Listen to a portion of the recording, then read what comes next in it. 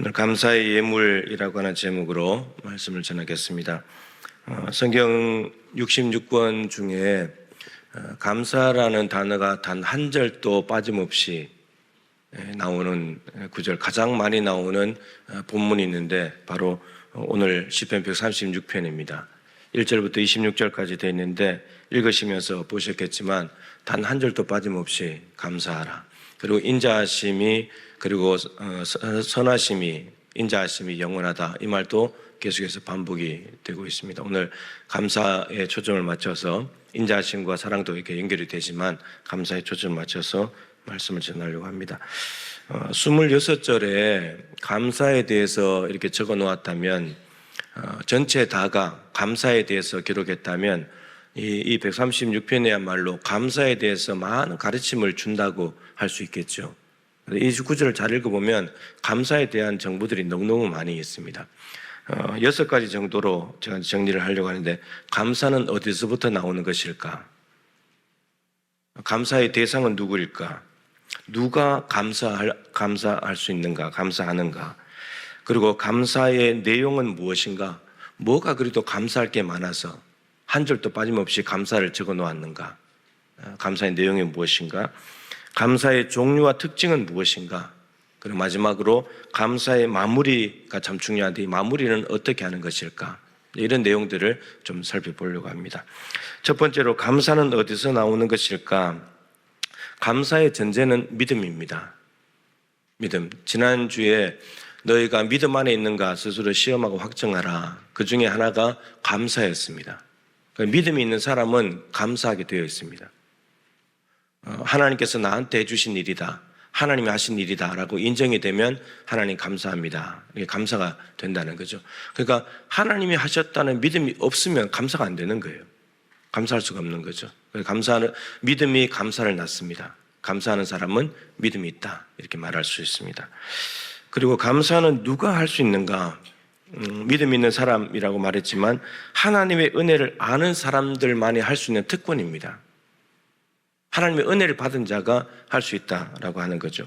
자신의 연약함, 한계를 인정하는 사람이 하나님의 은혜를 입었을 때 그때 나오는 것이 감사다라고 하는 거죠. 감사할 것밖에 없습니다. 그렇지만 자신의 힘으로 살아간다고 생각하는 사람, 나에게 주어진 것을 당연하다고 여기는 사람은 감사할 수가 없는 거죠. 당연한 거니까 감사가 되겠습니까? 하나님이 주신 은혜를 은혜되게 하고 값지게 하는 것은 하나님께 감사하는 것이다 라고 말할 수 있습니다. 세 번째, 그럼 감사의 대상은 누구인가? 두말할 것도 없이 하나님이십니다. 우리는 하나님께로 나서 하나님으로 말미암고 하나님께로 돌아갑니다. 하나님은 영원하신 분이고 그 영원하신 하나님의 그 시간이라고 말할 수도 없는데 영원인데 그 안에 조그만 일부를 우리가 살아가고 있는 거죠. 그러니까 이 모든 일들이 하나님의 손과 섭리 안에 있습니다. 하나님이 알파와 오메가이고 처음과 나중이시고 시작과 끝이니까 하나님을 빼고 우리를 이야기할 수 없다는 거죠. 그렇기 때문에 감사의 대상은 오로지 하나님밖에 없다. 우리는 감사를 받을 존재는 아닙니다. 그냥 감사를 해야 되는 존재인 거죠. 하나님의 손 안에서 그렇습니다.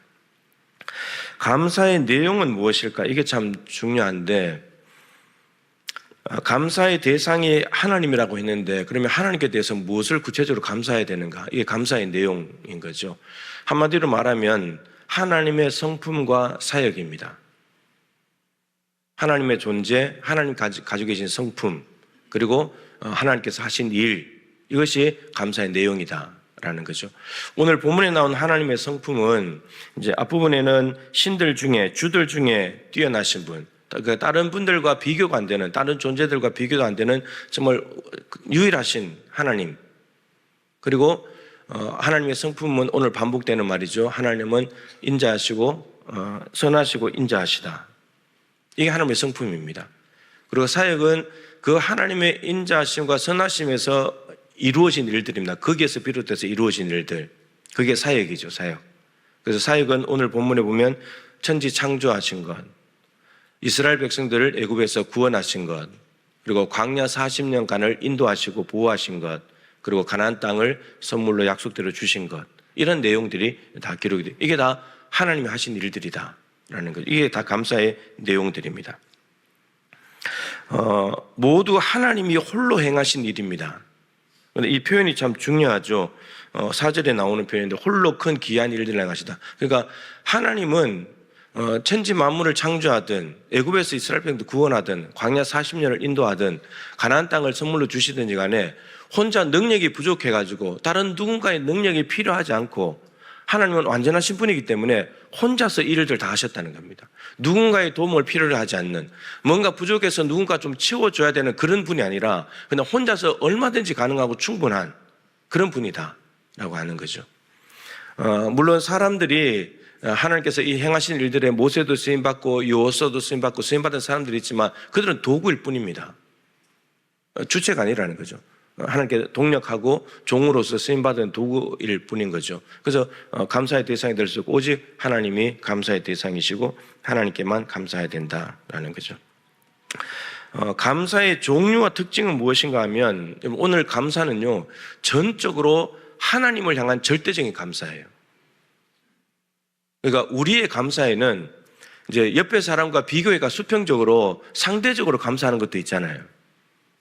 내가 저 사람보다 내가 좀 더 많이 가졌고 내가 더 높은 자리에 가고 그래서 감사하다 이런 감사들이 있잖아요.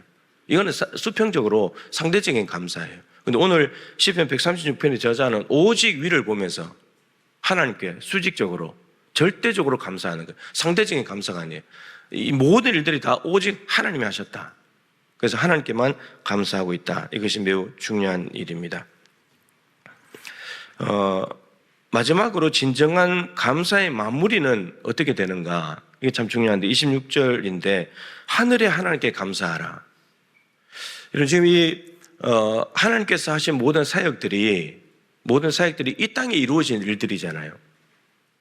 그죠? 천지 창조도 그렇고 출애굽 구원도 그렇고 광야 사심도 그렇고 가나안 땅도 마찬가지고 이 모든 일들이 땅에 이루어졌기 때문에 땅에 있는 어떤 존재가 한 것처럼 생각할 수 있는데 그렇지 않다는 겁니다. 땅에 일어난 일들은 땅에 있는 존재가 한 것이 아니라 저 위에 계신 하늘에 계신 하나님께서 하셨다는 거예요. 그래서 마지막 감사의 마무리는 방향이 하나님께로 가야 돼요. 위로 가야 된다. 위로. 근데 이 방향이 옆으로 가기 시작하면 사람을 자랑하고 사람을 높이기 시작하면 하나님의 영광을 가로채는 거예요. 오직 감사의 마무리는 위로 가야 된다. 하늘의 하나님께로 가야 된다. 이게 오늘 시편의 마지막 정리라고 할 수 있습니다. 자, 주목하고 싶은 것은 감사의 내용입니다. 감사의 내용은 하나님의 성품과 사역이라고 말씀드렸고 그 성품은 하나님은 선하시고 인자하심이 영원하다. 여러분 인자하심은 사랑입니다. 헤세드, 사랑, 한결같으신 사랑, 그것을 의미합니다. 근데 자, 주목할 것은 이 선하심과 인자하심이 언제 나타났느냐 하는 거죠. 이걸 좀 주목해 보면 좋겠습니다. 무에서 유를 창조하셨을 때, 이 땅이 혼돈하고 공허하고 흑암이 가득했을 때 하나님께서 성령께서 운행하시면서 거기에 형태를 만드시고 질서를 다 세우셨잖아요. 그러니까 무일 때 하나님의 선하심과 인자하심이 작동을 해가지고 아름답게 보시기에 좋았더라라고 하나님께서 만드셨다는 겁니다. 이게 하나님께서 하신 사역이죠. 이스라엘 백성들이 애굽에서 430년 종살이 할 때 하나님의 인자하심과 선하심이 역사하셔가지고 그들을 430년 종살을 끊어내시고 자유와 해방을 주셨다는 겁니다. 그리고 진퇴양난의 상황을 맞닥뜨렸을 때 홍해 바다 앞에 갔고 뒤에는 애국 군사들이 쫓아오는 상황일 때 이스라엘 백성들은 아무것도 할 수 없는 상황이고 꼼짝없이 동안이 된 뒤 상황이 되었는데 하나님의 선하심과 인자하심이 바로 그때 역사하셔가지고 홍해 바다를 가르시고 이스라엘 백성들은 마른 땅을 밟고 건너가게 하시고 애국 군사들은 다 홍해 바다에 수장시키시는 그때 하나님께서 역사하셨다는 겁니다.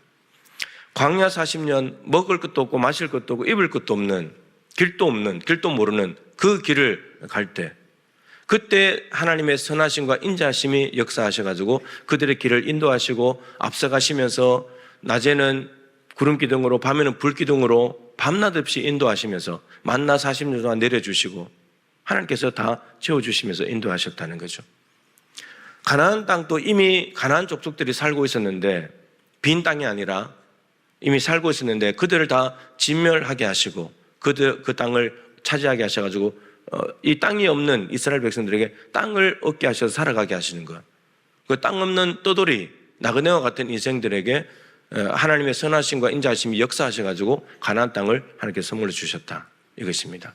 그러니까 전체적으로 말하면 이런 거예요. 23절로 말할 수 있는데 비천한 가운데 기억해 주셨다는 겁니다.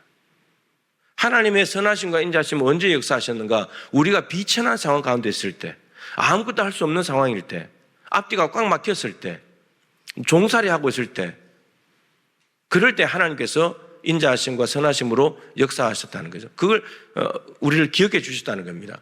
여러분, 우리가 비천할 가운데 있으면 사람들과 세상을 어떻게 하냐? 우리를 무시합니다. 우리가 비천한 상황 가운데 있으면 무시합니다. 깔보죠. 그리고 업신여깁니다. 누가 비천한 우리를 돌보겠습니까? 평상시에 가까이 지내는 사람도 우리의 형편이 나빠지고 비천해지면 연락도 안 하는데, 문자에도 문자 답도 안 하고 카톡해도 하지 않고 전화도 안 받고 그러잖아요. 그리고 우리 스스로도 비참한 상황 가운데 있으면 우리 스스로가 낙담하고 비참하다고 생각하잖아요. 그런데 하나님은 어떻게 하시냐? 기억하신다는 거예요. 비천한 우리를 오히려 기억해 주신대요. 그리고 하나님의 선하심과 인자하심이 역사하셔서 그들을 돌보시면서 건져내신다는 거예요. 하나님은 우리를 잊을 수가 없어요. 손바닥에 새겨버렸기 때문에. 아들까지 십자가에 줘가지고 우리 대신 죽이시고 우리를 구원하셨기 때문에 잊을 수가 없는 거예요. 사람은 우리를 잊어도, 세상은 우리가 비천할 때 더 짓눌러도, 업신여겨도, 근데 하나님은 그렇게 하지 않는다는 겁니다. 그러니까 하나님은 선하신 분이죠. 세상과 사람과 다른 거예요. 비천할 때 돌아보시니까 선한 거예요. 그리고 한 번이 아니라 수도 없이 한두 해가 아니에요. 이스라엘 백성들이 출애굽한 것이 1446년입니다. 주전 1446년 가나안 땅에 들어가서 가나안 땅을 향유하면서 살았던 기간이 언제나 586년 바벨론에 망할 때까지 가나안 땅에 살았죠. 그 횟수가 860년이에요. 860년. 430년 애굽의 종살이의 딱 2배예요. 그러니까 근데 이 과정 속에 보면 하나님께서 행하신 일들을 적어 놓았지만 하나님 행하신 일을 적어 그 밑바닥에는 뭐가 있어요? 이스라엘 백성들의 우상숭배, 타락, 원망, 불평, 하나님 버린 거, 이런 밑에 있는 인간의 역사들이 있단 말이죠. 근데 이러한 역사들이 있으면 내팽개쳐야 되고 하나님이 잊어버리시고 모른 척해도 당연할 것 같은데, 근데 하나님의 사랑은 이때 역사하더라는 겁니다. 인자하심이 영원함이로다. 한결같다는 겁니다. 이스라엘 백성들이 부패하고 하나님 버리고 우상 쫓아다니고 하나님이 준 것을 가지고 바알에게 갖다 줘도 10번이나 광야에서 시험해도 하나님은 한결같은 사랑으로 이스라엘 백성들을 돌보시고 구원하시고 언약을 맺었으니까 끊임없이 돌보시는, 그러니까 하나님의 선하심과 하나님의 인자하심이 없었다면 이스라엘 백성들은 끝난 거예요. 하나님의 사랑이 유통기한이 있고 한계가 있다 그래도 끝난 거예요, 우리는. 근데 그것이 영원하기 때문에, 한결같기 때문에 우리가 살아갈 수 있는 이유가 되는 거죠. 힘이 되는 거죠. 시편 기자는 지금 창조부터 해가지고 해달별 창조부터 해가지고 자기들을 구원하시고 가나안 땅에 오신, 그러니까 하나님의 구원 역사, 이스라엘 백성들을 하나님께 구원하신 역사를 싹 정리를 하고 있는 거죠. 그것을 감사로 정리를 했어요. 오늘 136편의 저자가. 이 모든 일들이 창조부터 구원, 가나안 정착까지 모두 다 하나님이 하신 일입니다. 하나님 감사합니다. 이렇게 감사로 정리를 했다는 거죠. 여러분, 우리가 이런 시간이 필요해요. 너무 정신없이 달리기만 해요. 너무 바빠요. 너무 앞만 보고 달리는 것 같아요, 우리 인생이. 시편 136편의 기자는 멈췄어요. 섰어요. 일단 서가지고 뒤를 돌아봐요. 그래서 이 모든 일들을 누가 하셨는가? 우리 조상들과 우리 당대 이스라엘 백성들을 누가 인도해 오셨는가? 우리가 어떻게 여기 와서 살고 있지? 이런 것들을 돌아보는 거예요. 그러면서 지나온 세월들 속에 하나님께서 베푸신 은혜를 생각하면서 하나님이 선하셨기 때문에 여기 왔지, 하나님의 사랑이 한결같았기 때문에 우리는, 우리 조상들은 부패하고 그래서 땅도 막 쫓겨나기도 하고 어려움을 겪기도 하고 땅이 갈라져서 죽기도 하고 불뱀 때문에 물려서 죽기도 하고 그랬지만, 그러나 여전히 하나님의 사랑이셔서 여기까지 왔구나. 여러분, 이 시간이 필요한 거예요. 멈춤의 시간, 일시정지의 시간이 필요해요. 이것은 지나온 날들의 하나님의 은혜를 되새김질하는 시간이에요.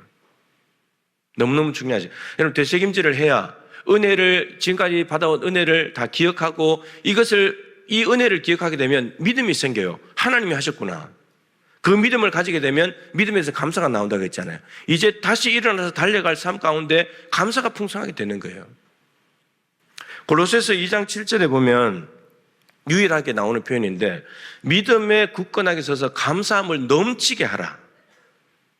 다른 데는 성경은 전부 다가 감사하라, 감사하라 이렇게 되어 있어요. 근데 여기는 감사함을 넘치게 하라. 감사가 넘치는 것이 가능하다는 말이잖아요. 한두 번 했는데, 한두 번 했는데 감사가 넘친다고 말할 수는 없는 거잖아요. 근데 그 감사함을 넘치게 하는 방법이 뭔가 했더니 믿음에 굳게 서야 된대요. 그러니까 믿음이 감사를 낳으니까, 이런 믿음에 굳건히 서면 설수록 감사가 더 넘쳐나게 된다는 말이죠. 그러면 그 믿음에 굳게 서는 방법은 지나온 삶들 속에 하나님께서 베푸신 은혜를 믿음으로 붙들고 기억하는 거예요. 하나님이 하셨구나. 하나님이 하셨구나. 내가 할 수 없었지. 이걸 기억하면 믿음이 생길 거 아니에요. 하나님께서 주셨다는 믿음. 그럼 앞으로도 다가올 일들에 대해서도 믿음으로 달려가겠죠. 그러면 그때마다 감사가 넘쳐나는 거예요. 감사가 넘쳐. 여러분, 감사를 한두 번 하면서 살아가는 사람과 1년 동안 매일마다 감사하는 사람과 그 삶이 어떻겠습니까? 전혀 다른 삶인 거예요. 전혀 다른 삶인 겁니다. 감사의 시간과 은혜를 되새김질하는 멈춤의 시간은 낭비가 아니에요. 게으른 것이 아닙니다. 오히려 더 엄청난 은혜를 기억하면서 감사를 잔뜩 담아가지고 힘있게 출발할 수 있는 힘이 되는 거예요. 만일에 이 감사의 시간, 은혜를 되새김질하는 이 시간을 낭비라고 여기면서 감사하지 않는다면 어떻게 되는가? 디모데후서 3장 2절에 있는 대로 말세에 고통하는 때가 이를 것이다. 왜 말세가 되면 고통하게 되느냐? 19가지 이유가 있습니다. 근데 그 이유 중에 하나가 뭐냐면 감사하지 않는 것 때문에. 감사하지 않으면 고통이 온대요. 그러니까 생각해 보세요. 감사하게 되면 어떻습니까? 감사하게 되면 일단 내 마음부터 좋아져요. 아까 함께 해주셔서 감사합니다 했잖아요. 마음이 좋아지잖아요.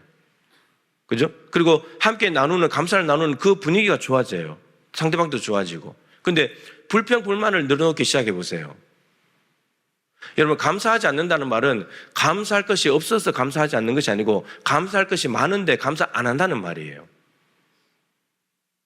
그러면 고통하는 거죠. 감사를 모르니까, 하나님의 은혜를 모르고 살아가니까 그는 고통할 수밖에 없는 거예요. 만사가 다 괴로운 거죠. 만사가. 근데 하나님의 은혜를 알고 살아가게 되면 만사가 감사한 거예요. 만사가. 여러분, 감사할 것이 별로 없습니까? 여러분, 잘 생각해 보세요. 감사할 것이 정말 없었는가? 근데 여러분, 감사할 것이 없는 사람은 아무도 없어요. 왜냐하면 은혜가 없는 사람은 아무도 없기 때문입니다. 하나님 은혜가 우리에게 다 오고 있는데, 근데 감사가 없다는 것은 그걸 지금 하나님 은혜로 모르기 때문인 거죠. 감사가 없는 사람, 한 번도 못하고 살아가는 사람은 없어요. 은혜가 다 있기 때문에. 은혜에 감사하는 것이니까. 감사할 게 별로 없는 거 아니에요, 여러분. 표정을 보니까. 제가 노예 회의를 갔다가 이렇게 이야기를 나누는데 장로님 한 분이 그러더라고요. 무엇 때문에 이야기 나온지 모르는데 산소호흡기 있잖아요. 산소호흡기 끼고 이제 자가호흡이 안 되고 산소호흡기 하는데 산소호흡기 1시간 하는데 34만 원이래요. 34만 원. 뭐 정확히 모르겠지만. 여러분, 그걸 계산해 보세요. 하루면 얼마예요? 860만 원입니다. 하루 아니죠. 훨씬 더 많죠, 그죠? 24시간 하면 860만 원이에요. 860만 원. 근데, 하루에 860만 원인데 여러분 지금까지 공짜로 다 쓰고 왔잖아요. 하나님이 은혜 주셔가 그냥 산소호흡기 안 하고 그냥 살아왔잖아요. 근데 이것조차도 감사가 잘 안 돼요. 이게 당연히 사는 건 줄 알아요. 그렇지 않습니다. 여러분, 살아가다가 이게 호흡이 잘 안 되는 때가 있잖아요. 숨이 찬 경우. 여러분, 그런 경우를 당해보면 숨을 자연스럽게 쉬는 게 얼마나 감사한지 알아요. 그런 걸 안 당해본 사람은 당연한 줄 알기 때문에 감사가 안 돼요. 감사할 것이 천지인데. 지난 금요일 8월 15일은 우리 교회는 항상 두 가지 의미를 가지죠. 하나는 교회 창립 76주년. 지난주에도 말씀드렸지만 코로나 때 이런 교회들이 수도 없이 없어지고 지금 갈수록 고령화되면서 교인들이 없어서 합병하게 되면서 교회가 폐지가 되고 있어요. 교회가 76년 동안 존속한다는 것은 이건 하나님의 은혜 외에는 설명할 길이 없는 거예요. 그리고 우리나라가 광복절 해방을 했잖아요. 이건 잊을 수 없는 거예요. 이스라엘 백성들이 430년 종살이한 것에 비하면 이거는 너무나 10분의 1도 안 되지만 36년 일제 치하에서 벗어났다. 여러분, 이스라엘 사람들은 애굽에 있을 때 태어나도 노예 계속 노예예요. 근데 여러분, 우리가 36년 만에 끝나서 그러지 지금까지 80년 동안에 계속해서 일제 치하에 있었다고 생각해 보세요. 여러분 자녀들이 지금 그렇게 살겠습니까? 우리가 이렇게 편안하게 살 수 있겠습니까? 그건 불가능한 일이에요. 불가능하죠. 그리고 우리 교회가 1949년 8월 15일 아닙니까? 저는 지금도 생각해도 참 의아해요. 50년 6월 25일 한국전쟁이 나잖아요. 한국전쟁 1년 전에 교회가 생겼는데 이 교회가 어떻게 이렇게 살아남아 있을까? 예, 오늘 감사에 대한 여러 가지 말씀을 나누었는데 하나님의 성품과 그 선하심과 인자하심 그리고 그 하나님 성품에서 나오는 사역은 지금도 여전히 동일하게 역사합니다. 그래서 삶 속에서 내가 비천한 상황 가운데 있을 때 건져주신 거. 여러분 생각해 보시면 비천한 상황이 한 번도 없었습니까? 1년 365일 비천한 가운데 계속 있습니까? 어쩌다가 오는 기쁨과 평안은 없었습니까? 그 기쁨과 평안은 우연히 온 것 같습니까? 하나님의 선하심과 인자하심이 역사하셨기 때문에 그 기쁨과 평안이 온 것입니다. 이렇게 감사의 제목들을 찾아서 10가지씩 적어보시면 여러분들 마음도 좋아지고 하나님께 큰 영광이 될 줄로 믿습니다. 범사에 감사하라. 이것이 그리스도 예수 안에서 우리를 향하신 하나님의 뜻이다. 범사에 감사하는 것이 하나님의 뜻이고 뜻을 이루어 드린다면 하나님께서 영광을 받으시겠죠. 우리가 범사에 감사하면 하나님이 영광을 받으실 줄로 믿습니다.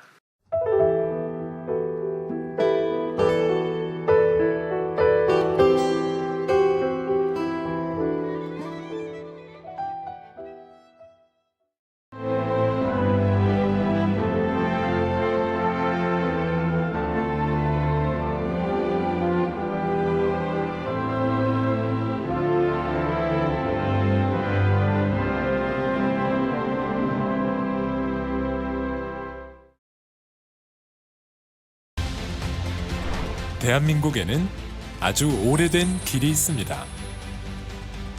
8,000년의 시간 속에 다듬고 보듬으며 지켜낸 생명의 길, 순천 갯발.